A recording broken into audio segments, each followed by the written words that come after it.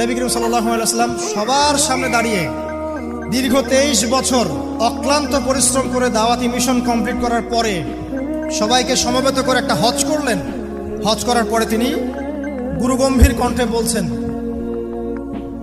হৃদয়ের সমস্ত আবেগ বের করে দিয়ে বলছেন, হে জনগণ, আইয়ুহান নাস, হে জনগণ, আমি জানি না আজকের পর তোমাদের সাথে আমি কখনো মিলিত হতে পারবো কিনা।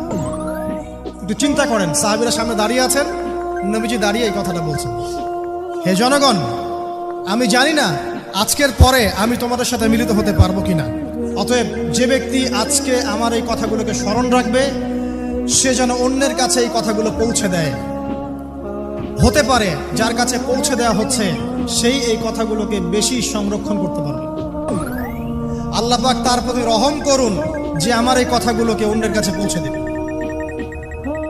নবীজির ভাষণ। এরপর নবীজি বলছেন, জেনে রাখো নিশ্চয়ই তোমাদের পরস্পরের, মুসলিমদের পরস্পরের সম্পদ, পরস্পরের রক্ত, পরস্পরের এই যে জান, মাল, ইজ্জত, এগুলো একে অপরের জন্য হারাম। মুসলিমদের পরস্পরের রক্ত, পরস্পরের ইজ্জত, সম্মান একে অপরের জন্য হারাম। এর হানি করা একে অপরের জন্য হারাম। ঠিক যেমন আজকের এই দিন হারাম, এই শহর হারাম, এই মাসও হারাম। নবী করিম সাল্লাল্লাহু আলাইহি ওয়াসাল্লাম বলছিলেন, জেনে রাখো তিনটা বিষয়ে যেন তোমাদের অন্তর কখনো খেয়ানত না করে। তিনটা বিষয়ে তোমাদের অন্তর যেন কখনো খেয়ানত না করে। এক, তোমরা যে কাজটাই করবা শুধু আল্লাহ পাকের সন্তুষ্টির জন্য করবে। তোমরা যে কাজই করবে শুধু আল্লাহর সন্তুষ্টির জন্য করবে। তোমাদের শাসক বর্গের কল্যাণ কামনা করবে। তোমাদের শাসক বর্গের কল্যাণ কামনা করবে। 3 নাম্বার, মুসলিমদের জামাতকে আঁকড়ে ধরে রাখবে।